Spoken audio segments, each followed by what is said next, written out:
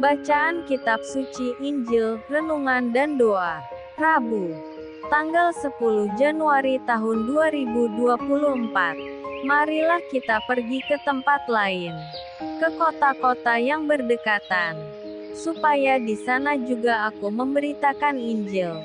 Karena untuk itu aku telah datang. Inilah Injil suci menurut Markus. Bab 1 ayat 29-39. Sekeluarnya dari rumah ibadat itu Yesus dengan Yakobus dan Yohanes pergi ke rumah Simon dan Andreas. Ibu mertua Simon terbaring karena sakit demam. Mereka segera memberitahukan keadaannya kepada Yesus. Ia pergi ke tempat perempuan itu, dan sambil memegang tangannya ia membangunkan dia. Lalu lenyaplah demamnya. Kemudian perempuan itu melayani mereka. Menjelang malam, sesudah matahari terbenam, dibawalah kepada Yesus semua orang yang menderita sakit dan yang kerasukan setan. Maka berkerumunlah seluruh penduduk kota itu di depan pintu. Ia menyembuhkan banyak orang yang menderita bermacam-macam penyakit dan mengusir banyak setan.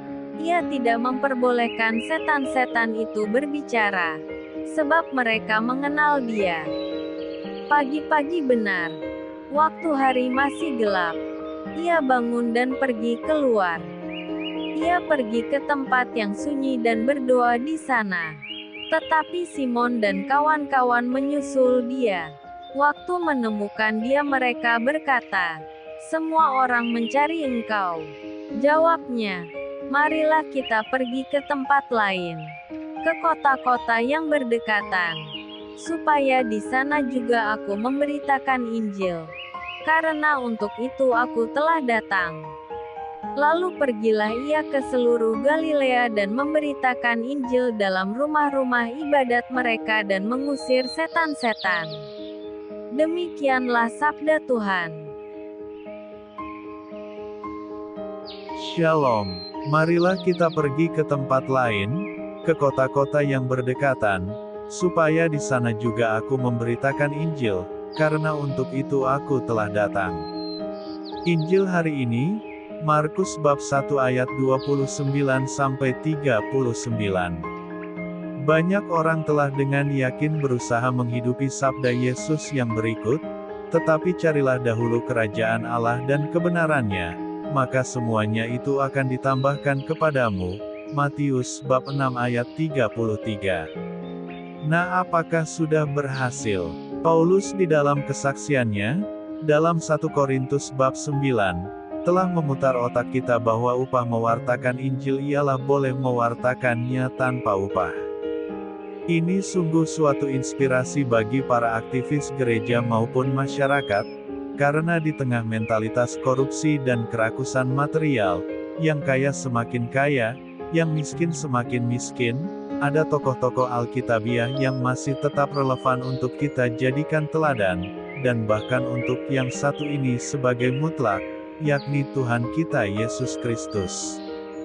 Pemberian diri secara total demi kebahagiaan sesama manusia adalah kandungan dari makna cinta kasih yang menjiwai kiprah Yesus, baik melalui kata-kata maupun karya-karyanya. Paulus mau menjadi hamba dari semua orang agar bisa memenangkan sebanyak mungkin orang. Yesus lebih dari Paulus.